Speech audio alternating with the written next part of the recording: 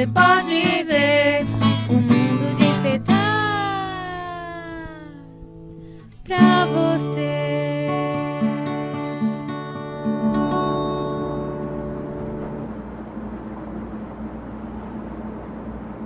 Olá pessoal, como vai? Bom dia!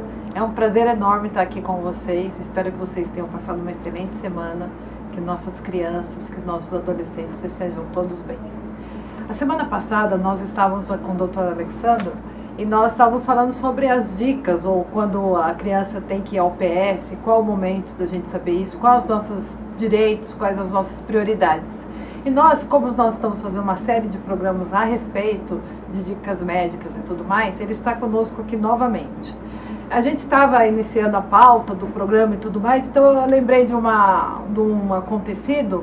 A Mel e a Adriana, que é a mãe da Mel, ela colocou um post que o pai, há um ano, como a Mel estava muito doente, a Mel e a Helena são irmãs gêmeas, doutor.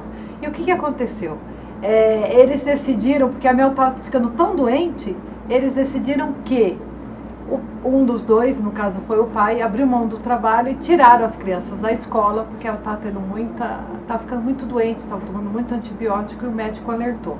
Então, nós vamos tratar sobre isso, vamos cumprimentar o doutor, mas só um insight. Você está aí na tua casa, está tendo esse problema? Dá uma olhadinha, veja como é importante a gente ter dicas. Doutor, muito obrigada pela presença mais uma vez. Eu que agradeço o convite. Então, vamos falar sobre dicas, né, pessoal? Hoje, dicas, e eu acho assim, eu estava brincando com vocês. Alguém me falou de dica, eu já acho que a gente está ganhando alguma coisa. A gente, além de ganhar conhecimento, a gente vai ganhar tempo, vai ganhar menos cabelo branco e mais sossego. Doutor, então, o que aconteceu? A Mel e a Helena são gêmeas, a Mel tem síndrome de Down e a Helena não. E a Mel começou a ficar muito doente, elas estavam frequentando a escola e o médico falou para a Adriana e para o esposo dela, ó, tua filha não pode mais tomar tanto antibiótico, isso pode comprometê-la no futuro. Então, eu sugiro que vocês tirem ela da escola, dão um tempo, porque ela não pode ficar mais tanto doente. E aí, esse post estava comemorando que faz um ano que ela pegou apenas um resfriado no ano, que ela não voltou para o hospital durante um ano.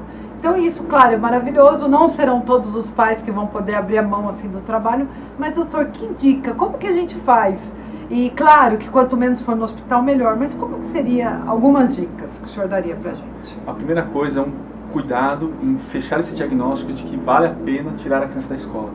É super difícil, porque quem trabalha com síndrome de Down sabe da importância de estar inserido na escola, de fazer o acompanhamento escolar, e quanto isso atrapalha a sociabilização, quanto isso atrapalha a habilitação, quanto isso atrapalha o desenvolvimento cognitivo. Então, tirar a criança da escola, existe a possibilidade? Existe. Existem indicações? Existem. Só que a chegar nessa indicação, você tem que passar por um caminho que às vezes é um pouco árduo, que tem que passar por, primeiro, uma avaliação bem objetiva do profissional de saúde. Então, você tem que ter certeza que realmente você precisa tirar aquela criança da escola, porque os riscos que ela está exposta de infecção são maiores do que o benefício de estar inserida na escola. Isso é muito difícil, principalmente na síndrome de Down. Porque, igual a gente falou no primeiro programa, existe uma imunodeficiência, bem entre aspas, lembrando, na síndrome de Down. Então, existe um maior número de infecções. Essa criança tem que, antes de chegar nessa decisão, que ela tenha uma boa avaliação imunológica. Então, pode ser que eu estou vendo aquela criança que está infectando muito, porque ela tem uma imunodeficiência. Ela tem uma doença relacionada a essas infecções. E eu tenho que tratar a imunodeficiência e não tirar da escola. Então, tem crianças que têm que tomar medicação de rotina, e quando ela toma medicação, ela para de infectar, para de ter problemas e continua na escola. Então isso é muito importante, porque às vezes se vê só o quadro clínico. Então, ela está infectando demais, ela teve algumas infecções graves, vou tirar da escola. Aí é um problema, porque não se investigou, e aí quando eu deixo de expor, ela para de ter infecção. Fala, então melhorou, esse foi o motivo. Ok, mas por trás desse motivo, tinha uma doença de base, tinha uma questão imunológica que poderia e precisava ser tratada. No caso, a gente sabe que nessa questão específica é o pulmão, a parte respiratória. Então era muito bronquiolite, a pneumonia, então era série associada. Que são as infecções mais comuns, né? Respiratórias e intestinais, né? Nesse caso a gente não sabe, eu não sei exatamente como foi o acompanhamento que foi feito, mas como dica geral esse é o primeiro ponto. Então é legal para quem tem acesso e pode avaliar, o pediatra tem que estar acompanhando a criança sempre, né?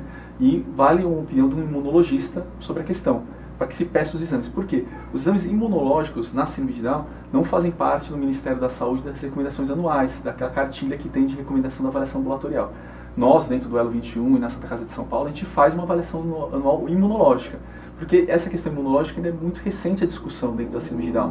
O quanto você tem de alteração, porque são várias categorias e classes de células relacionadas com a imunidade.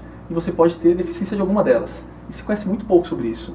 Então, às vezes, a criança nem tem esse acompanhamento regular e nem se conhece essa parte celular, essa parte imunológica dela, para poder se decidir o que está acontecendo. Então, esse é o primeiro ponto, né? E tem também, igual qualquer criança, essa dica é válida para qualquer criança, não só criança com síndrome de Down. A gente vai entrar agora nesse mês, na semana que tem as campanhas para imunodeficiência primária. Qualquer criança pode ter.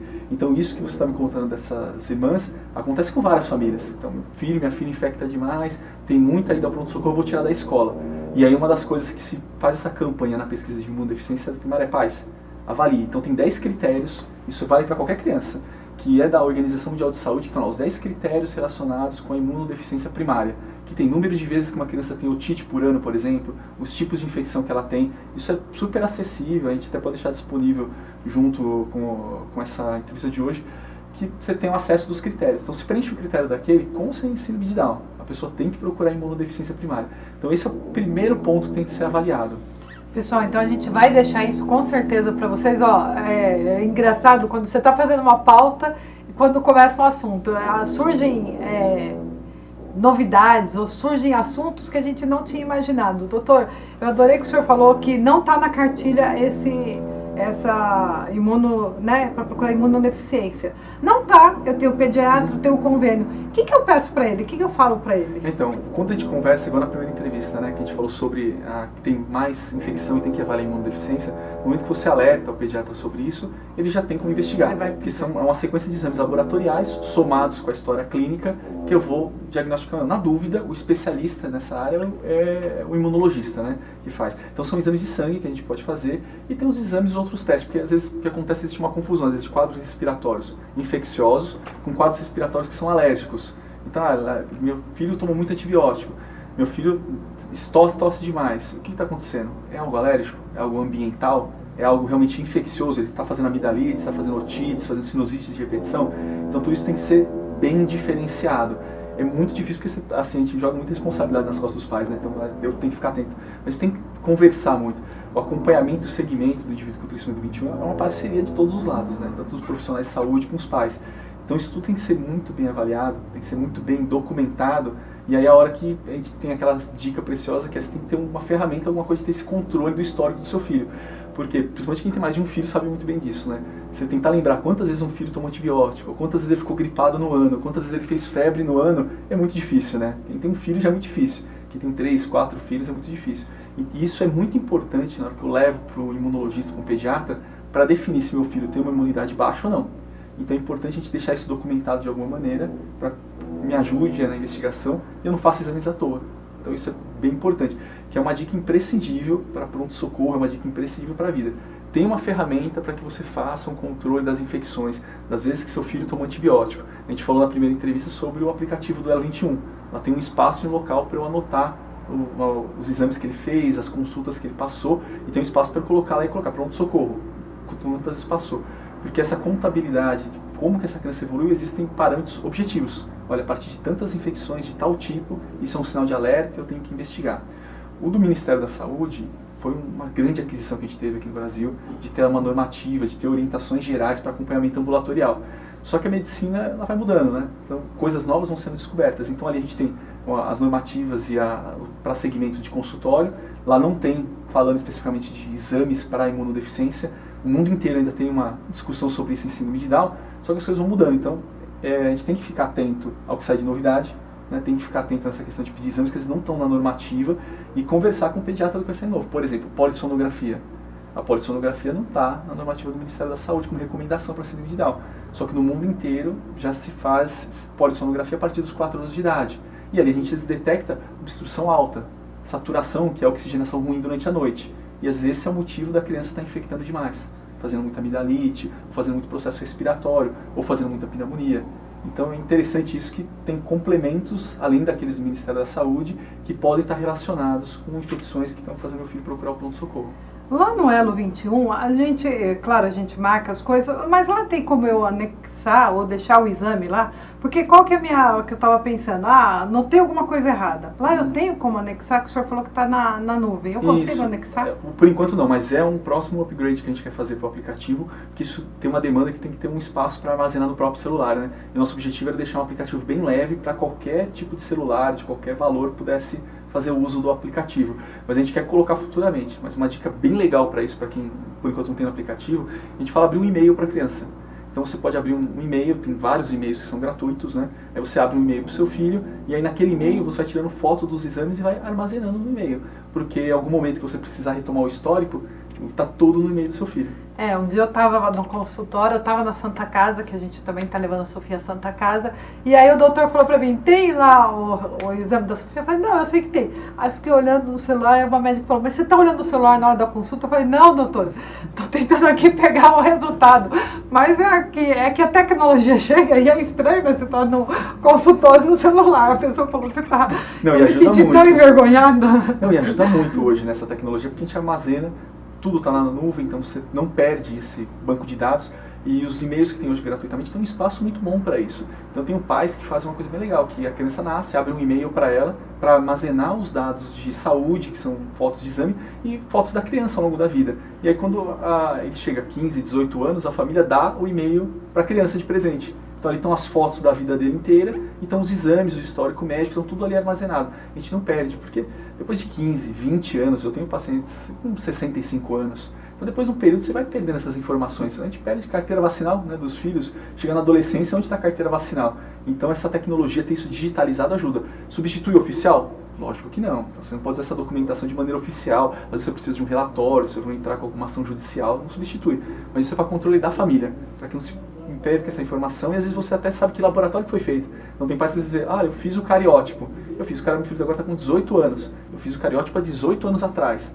Onde que foi? Para que laboratório foi? Às vezes o hospital já fechou, não se tem mais o laboratório. Quando eu tenho a foto do cariótipo, eu consigo procurar o laboratório, eu tenho um registro daquele exame e consigo às vezes resgatar aquilo ali para um processo judicial, para algo que eu preciso daquele exame, daquele documento. Doutor, a gente está falando de dica e o senhor falou que as intercorrências maiores é pulmão e estômago. Intestinal. Intestinal, qual a parte? Isso na pediatria de maneira geral, né? Em toda a pediatria, que um dos principais motivos de procura ao pronto-socorro, primeiro é respiratório. Respiratório alto, né? A gente está falando de sinusites, amidalites, gripes, resfriados, otites, é o mais frequente disparado. Em segundo lugar são as infecções do trato intestinal, que são as popularmente chamadas viroses, né? Então diarreias, vômitos. São doenças de transmissão muito fácil, né? O contato das crianças na escola, igual a gente estava conversando, no contato dia a dia se transmite muito fácil. Então, pessoal, porque, por exemplo, da Sofia, e a gente sempre, claro, alimentação, o doutor vai falar com certeza disso, é muito importante, mas a Sofia, com 10 dias que ela estava em casa, 4 dias, ela não estava evacuando. E aí o médico falou, você vai sempre ter que dar, e ela não tinha força para mamar e tudo mais.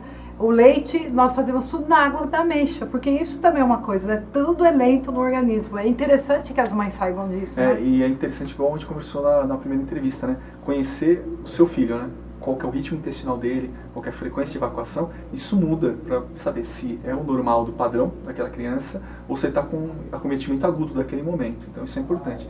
E da alimentação que você falou é super importante, porque a gente conversou e falou sobre, tira a criança da escola, não tira porque infecta demais.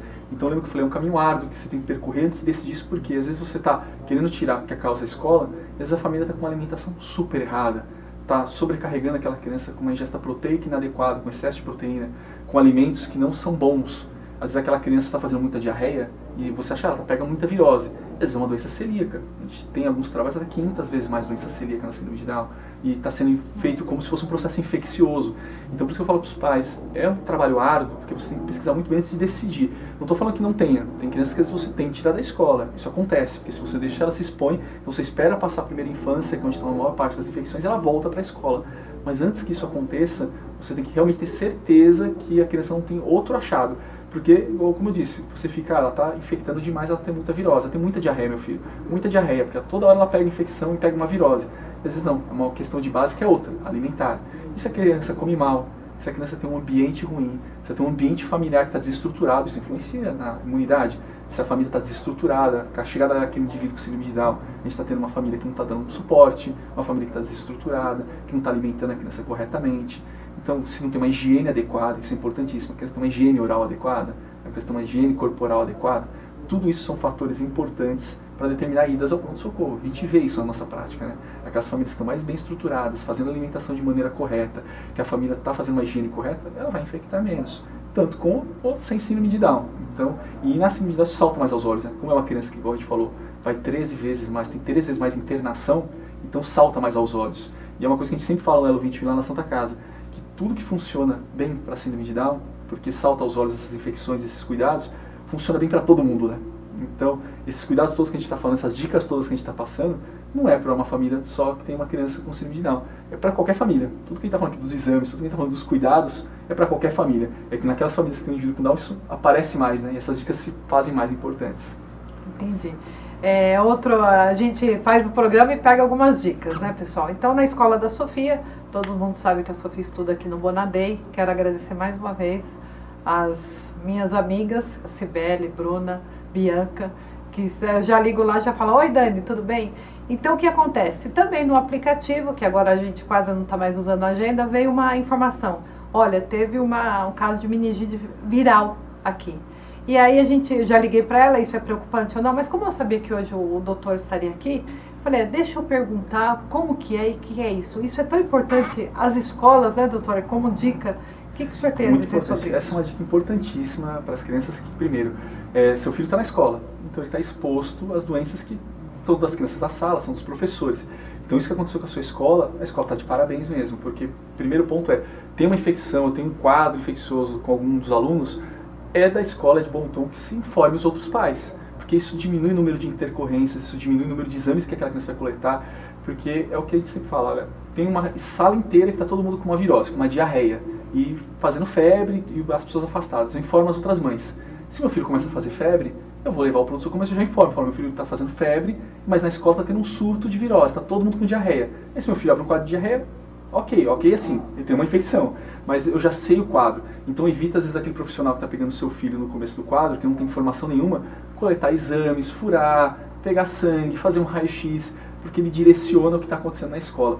Então ter uma rede de pais que se conversem na escola, na sala de aula, principalmente, que são as crianças com contato mais íntimo, é muito importante. Então, você tem lá seu filho fez um diagnóstico de pneumonia, informa os outros pais. Seu filho fez um diagnóstico de meningite, informa os outros pais. Isso contribui, isso é bom para todo mundo, é bom para aquela criança, é bom para os colegas que estão ali. E às vezes acontece, tem escolas que não informam, às vezes por medo de informar, achando que a família achando que é um descuido da escola, ou às vezes medo de informar porque as crianças não vão vir. Isso está errado, a gente precisa se comunicar, isso é uma dica importantíssima. Isso ajuda muito a gente no pronto-socorro quando recebe a criança, isso tranquiliza e ajuda muito a família. E lembrar que os pequenos nossos, quando vão para a escola, eles trazem infecção para a família inteira, né? Então pega uma gripe, quem é pai sabe disso, pega uma virose na escola e os pais pegam juntos. Então às vezes uma informação da escola ajuda o diagnóstico dos pais. Isso é muitíssimo importante, essa via de comunicação é ótima. Hoje com os grupos de WhatsApp, os grupos que tem de mídia social, facilita muito, né? Então os pais vão contando o que está acontecendo com os filhos e vão vendo as gravidades, porque a gente hoje facilita muito esse rastreamento, principalmente de doenças que não são tão frequentes. A gente passou por vários surtos, né? Dengue, febre amarela, surtos de meningites, vários tipos, de meningite B e outros tipos. Então facilitou muito. Então você consegue às vezes localizar, isolar e aí se avalia a necessidade, no caso que aconteceu com sua filha, não havia necessidade de ninguém procurar o pronto-socorro, isso já foi informado, que o médico que avaliou a primeira criança já informou, mas isso ajuda muito a conter também surtos. Então, olha, estou tendo um surto de diarreia na escola, as pessoas estão evoluindo, e geralmente essas crianças estão começando 2, 3 dias depois. As mães já sabem disso, a criança começa com um quadro, já deixa em casa, para não contaminar as outras crianças na escola, a escola já redobra os cuidados de higiene, a escola redobra os cuidados de higiene dos sanitários que as crianças usam, que é de uso comum, e aí você consegue controlar o surto, menos criança infectada, menos custo para todo mundo, tanto de saúde, né? O senhor falando de surto, e a gente está falando febre amarela, Guarulhos foi um lugar que as crianças, algumas pessoas, não só crianças, faleceram. E aí a gente via assim nos grupos, a minha filha tem síndrome de Down, vacina ou não? Alguma coisa assim. Então, quando nós descobrimos que a Sofia teria síndrome de Down, a gente já tem uma geneticista, que a gente já fala que é amiga, que é a Flávia Piazon, eu não sei se a senhora conhece. Então a Flávia, aí eu passei uma mensagem para a Flávia, ela nem estava no país. Falei, Flávia, eu vacino a Sofia? Ela falou assim, Dani, para ontem. Você não tem que vacinar amanhã, você tem que vacinar para ontem. E as mães ainda têm medo, porque falaram que uma criança faleceu porque tomou a vacina. O que o senhor tem a dizer sobre isso? Da febre amarela, agora está bem mais fácil de conversar do que no período do surto, né? Tem da vacina de febre amarela, tem várias particularidades, mas assim, ela vai entrar no calendário vacinal de vários locais do Brasil, então vai ser, primeiro ponto, vai ser uma das vacinas do calendário vacinal e hoje é uma dose ao longo da vida, salvo aquelas pessoas que tomaram a dose fracionada, que vão ter que repetir a dose em 8 anos, né? Então esse é o primeiro ponto. Então vai ser obrigatório, como as outras vacinas, salvo as particularidades. E a síndrome de Down entra numa dessas, porque a síndrome de Down tem essa questão não tão bem resolvida da imunodeficiência que a gente vem falando desde o começo da entrevista, e aí por isso alguns profissionais ainda têm essa discussão, quanto vale a pena dar, baseado no risco do local e aonde a criança está. Então isso é o primeiro ponto que tem da febre amarela. Onde que eu estou inserido? Para onde eu vou viajar? Se é uma área que tem grande risco, então a indicação da vacina aumenta, então vai ter mais indicação. E no caso da síndrome de Down, e para algumas outras condições, para algumas outras coisas que não síndromes, doenças, por exemplo, imunodeficiências em si, diabetes, idade, tem que conversar com um profissional de saúde que acompanha a criança. Então, na síndrome de Down, infelizmente, antes da vacina, é necessário o acompanhamento e uma supervisão do profissional que conhece a criança. Porque a gente tem crianças com síndrome de Down, que a gente falou, com cardiopatia, sem cardiopatia, com mais história de infecção, com menos história de infecção. Então isso é muito importante. No caso da sua filha, não tem nenhum histórico, está tudo ok, você está inserido numa zona de risco, correto, vamos fazer a vacina. Nos outros, vou procurar o profissional para ele me indicar. Porque lembra que a gente tem várias outras doenças que são frequentes dentro da trissomia do 21. Então a gente tem mais frequência de tireoidopatia, doença da tireoide, a gente tem mais frequência de diabetes, a gente tem mais frequência de doença celíaca. Então se alguma dessas condições está descompensada, às vezes naquele momento da descompensação, a vacina está contraindicada se eu estou numa região sem risco. Então infelizmente isso tem que ser particularizado. Cada pessoa tem que procurar o seu profissional, conversar com ele para se discutir. O que se vê hoje muito é alguns profissionais que falam assim, não faça vacina na síndrome de Down pela questão da imunodeficiência. Que isso tem bastante discussão, cabe para os dois lados de discussão. Por isso tem que ser um tema para se falar com um profissional que acompanha a criança e que seja bem estabelecido. No caso, ela conhece a Sofia há 6 anos, né? Ela conheceu a Sofia na minha barriga. E o mais engraçado que quando eu fiz o exame que detectou mesmo a trissomia 21, ela que foi a pessoa do laboratório que analisou. Isso é interessante. Gente, mas assim, você precisa... você vai ser amiga do teu médico? Não. Mas precisa ser um profissional de muita confiança, né? Porque é o que está ali, é o teu tesouro, né? Quando a gente está falando de síndrome de Down, é assim, tem que ter uma intimidade, tem que estar próximo e é uma avaliação interdisciplinar. Um profissional sozinho não vai contemplar todas as necessidades que a gente tem na síndrome de Down. Qualquer família que tem um indivíduo com síndrome de Down sabe disso, né? Então você precisa ter uma boa avaliação do pediatra, do clínico, que vai ser, na maior parte das vezes, o gestor de tudo que vai ser feito, de quantos exames vão ser realizados, o que vai ser feito, mas toda a avaliação interdisciplinar é muito importante. Você tem que ter um bom psicólogo que acompanhe a família e dê uma boa estrutura, você tem que ter os terapeutas que vão fazer as habilitações e reabilitações, você tem que ter um dentista que conheça da condição relacionada específica de boca na síndrome de Down, e tudo isso faz parte. Um educador físico, uma nutricionista, tudo isso é importante. Com qual frequência? Vai da demanda de cada criança e de cada família. Então essa proximidade, essa intimidade tem que ter. Isso faz parte da saúde, né? Não só da síndrome de Down, ou do quem tem que ter essa proximidade, essa liberdade. E sabe assim, o conhecimento médico aumenta muito rápido. A gente tem coisas novas todos os dias em medicina. Ninguém absorve ou tem todo o conhecimento de nada, nem de síndrome de Down ou de nenhuma outra condição humana.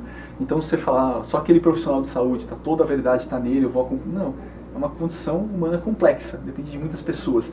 Então essa humildade de quem trabalha na área da saúde, das famílias, de saber que ninguém tem todas as respostas para tudo e que saem coisas novas todos os dias, facilita muito o manejo, né? Porque a gente está junto de mãos dadas, trabalhando e contribuindo para que aquele indivíduo expresse o melhor de saúde e de vida para ele, né? Pessoal, o doutor está falando, tem hora que assim eu me seguro, porque eu falo assim, olha, que assunto importante isso para a gente debater, para a gente conhecer. Então assim, o mais importante é... priorize, tenha uma equipe multidisciplinar. O teu filho, ele vai ser tudo o que a gente estimular. Teu filho é capaz de tudo, até que prove o contrário. A gente só vai provar o contrário no final da vida dele. Então assim, invista muito. Nossas crianças têm um futuro enorme pela frente. Doutor, muito obrigada. Eu que agradeço. Muito obrigada mesmo. Eu que agradeço, muito obrigado. Gente, com certeza o doutor virá muito mais vezes e a gente, sempre que a gente puder, a gente vai trazer um assunto sobre a saúde. É muito importante. Os nossos filhos estarão bem e nós estaremos bem quando nossos filhos estiverem saudáveis. Um beijo para você. Você que faz a audiência do nosso programa, você que pode mandar pautas, pode mandar perguntas que a gente vai encaminhar para o doutor. Um beijo, bem-vindo ao maravilhoso mundo do cromossomo 21. Bem-vindo ao maravilhoso mundo da síndrome de Down. Um beijo.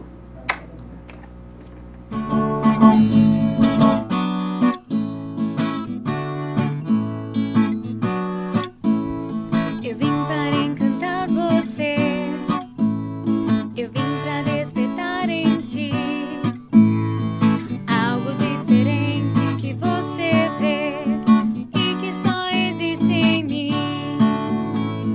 A maneira Down Up de ser. Em 21 de março você pode ver o mundo despertar pra você.